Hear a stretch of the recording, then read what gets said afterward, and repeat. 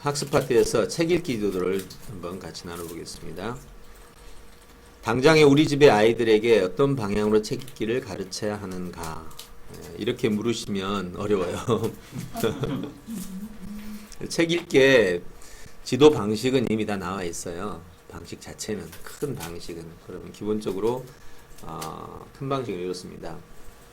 왜 읽느냐, 무엇을 읽느냐, 어떻게 읽느냐, 그 다음에 어떻게 평가하느냐, 그리고 어떻게 활용하느냐, 이렇게 5개거든요. 그럼 왜 읽느냐는 간단하죠. 책을 읽어야만 하는 이유가 있어야 돼. 만약에 책을 안 읽어도 되는 이유가 있다면 책을 읽기 못하죠. 얘가 게임을 좋아한다. 그럼 별로 책을 읽을 이유가 없죠. 근데 얘가 만약에 대통령이 되고자 한다. 그러면 책을 안 읽으면 안 되는 이유죠. 아니면 또 뭐 학자가 되고자 한다. 뭐 저술가가 되고자 한다. 그래서 대체로 작가가 된다라는 꿈을 가지면 책은 대부분 다 많이 읽습니다.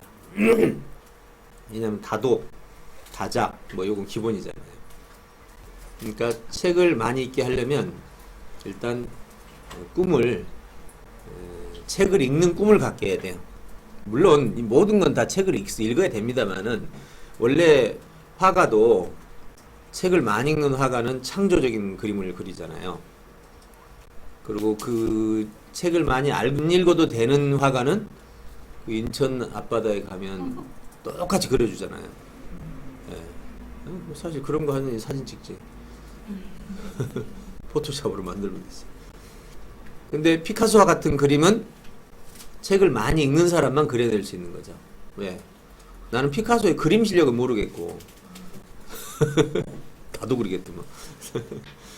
그 피카소의 그림 실력은 그 그림이 아니라 그 속에다가 어떻게 다차원적인 이 정보를 집어넣느냐. 한 사람이 어린아이부터 노인까지의 모습은 다 다른데 그걸 한 장의 그림 속에 다 담아 넣는 이 개별 요소와 보편 요소를 그림 속에 넣는다. 그건 사고죠. 그런 것들입니다. 그래서 첫 번째 왜, 두 번째는 무엇을이죠. 그래서 무엇을 읽느냐고 할 때 기본적으로 이제 가장 좋은 책이 고전. 두 번째가 전문성. 세 번째가 일반 이제 교양도서. 이렇게 보통 알려져 있습니다. 물론 이제 제일 높은 거는 경전이 있는데 경전까지는 보통 넣지는 않고 고전에서부터 시작하죠. 홈페이지 문 여기서 이제 또 다른 영역이죠. 교양 영역에 포함되는 영역인데 어쨌든 내용에 관해서는 그렇게, 그것도 기준에 의해서 달라지죠. 어떤 기준이요? 방금 말한 기준은 뭐 어떤 기준이죠? 고전, 전문성, 일반도서, 경전, 고전, 전문성, 일반도서. 정보의 깊이죠. 예. 근데 만약에 어떤 책을 읽어야 되느냐 물을 때 종류로 접근하면 그렇죠. 달라지죠. 문학이나 뭐 물리학이나 이렇게 달라집니다. 근데 최근에 와서 이제 그 깊이보다는 사람에게 적합성이라는 기준으로 접근하면서 달라지기 시작했죠. 고전이 최고의 책이 아니라 적서가 최고의 책이다.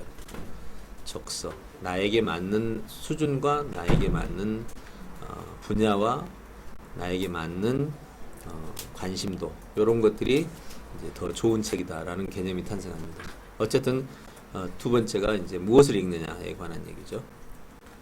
그러니까 이거에 대해서도 지금 보편적으로 접근하니까 그렇지 개별적으로 접근하면 전혀 달라집니다. 개별적 접근하면 지금 아이가 관심이 뭐냐부터 시작해야 된다. 그 다음에 세 번째 접근은 어떻게 읽느냐. 어떻게는 아마 트리키 인지 기술이 지금 그 답입니다. 핵심을 파악하고 핵심을 구성하고 조직화해서 그거를 활용하는. 그 다음에 어떻게 평가하느냐. 그 평가 기법이죠. 그래서 평가 기법에는 대체로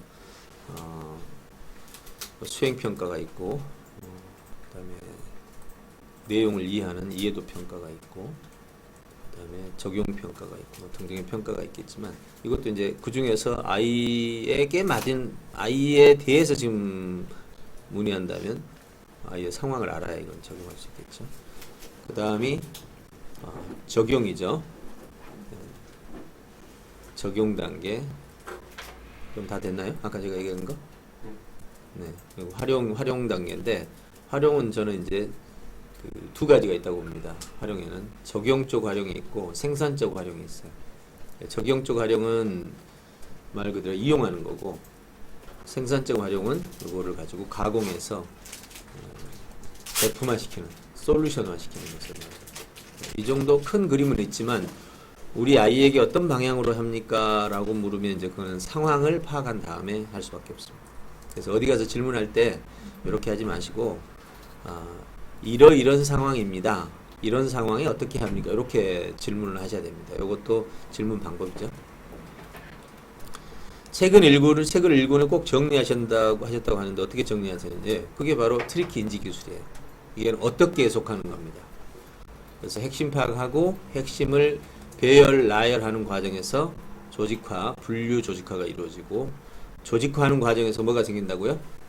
부재, 부족, 오류가 생기면 그걸 풀면 창의가 되고 그게 정리입니다. 그러니까 정리를 그냥 단순히 정리한다 그러면 분류가 되고 분석 분류가 되고 정리에 창의를 집어넣게 되면 부재, 부족, 오류를 해결하는 과정이 되겠죠. 아이들에게 독후감을 쓰게 할 때 좋은 방법이 따로 있을까요? 있죠. 제가 개발한 방법인데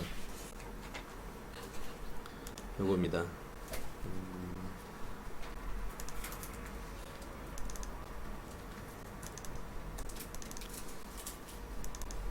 독후감 분석 및 쓰기 훈련인데요.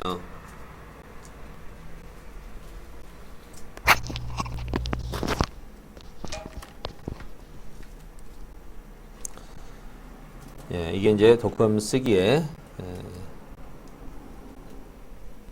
감상의 의미, 감상문의 쓰기의 중요성, 감상문의 종류에 가면 이제 요지 서술형, 수필문 형식, 문제 제기 형식, 편지문 형식, 욕서 일기 형식, 시 형식 등이 있습니다. 근데 작성 순서는 자세와 책에 대한 내용, 이런 질문 리스트가 있으면 좋습니다. 그 다음에 자료 표시 정리를 하고 다 읽은 자료 확인을 정리해 글을 쓴다 할 때 글을 쓸 때 이제 이렇게 쓰는 거죠. 그리고 실제 사례가 있습니다. 그런데 이것을 이제 실제적인 솔루션적인 접근으로 한다면 이렇게 하는 거죠. 제일 먼저 쓰기를 먼저 하는 게 아니고 남의 써놓은 우수한 글을 분석을 해보는 겁니다.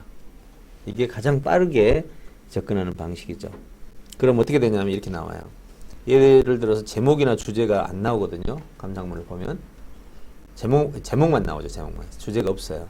근데 이때 이렇게 글 써놓은 거를 이렇게 제목을 붙여보는 겁니다. 이렇게 앞에다가 독서 동기네요. 얘는 주인공의 삶과 작심에 관한 내용에 다른 부분이죠. 내용의 핵심에 관한 부분. 이거는 주인공의 성격에 관한 부분이네. 이것은 비교를 통한 자기의 각오네. 그럼 이제 이렇게 수십 편 또는 40, 50편을 분석하고 나면 뭐가 보일까요? 패턴이 보이는 패턴. 이 패턴은 다 똑같을 수는 없잖아요. 그런데 대체로 상 받는 독후감의 패턴은 사람들의 마음을 움직이는 구성 패턴을 가지고 있죠. 그런 패턴을 여기서 찾아내야 됩니다. 그러면 글을 쓰기 전에 이 패턴을 인지를 하고 주제와 패턴을 인지한 다음에 자기 글을 쓰게 되면 대부분 다 시상을 받게 됩니다. 저희 꿈이학교는 그냥 맨날 독후감 상 받느라고 일도 아니었는데 이제 이런 거 몇 번 하고 나면 그냥 글 평가하는 사람들이 당연히 이건 좋네라는 생각을 하게 되죠. 원페이지북도 그런 패턴이 있는 거 아시죠? 원페이지북 후반부에 그 서평 쓰는 거 보면 제일 먼저 뭐부터 나와요? 읽어보시면 알죠? 기사 나와요. 기사. 예. 기사하고 관심 끌기. 누구나 아는 거잖아요. 예. 관심 끌기로 딱 잡아놓고 기사하고 이 자기가 원하는 쓰기의 주제하고 연결 작업을 시도하죠. 그런 다음에 자기 의견을 표시를 하면서 글이 시작되는데 이런 식으로 패턴을 가지고 씁니다. 그래서 훨씬 더 나은 패턴들이 되는 거죠. 예. 그러면서 이제 이렇게 하는 이것도 이제 그때 아주 오래전에 개발한 건데 이런 식으로 해서 방향을 잡아가면 됩니다. 자, 그 다음에 교육 쪽입니다.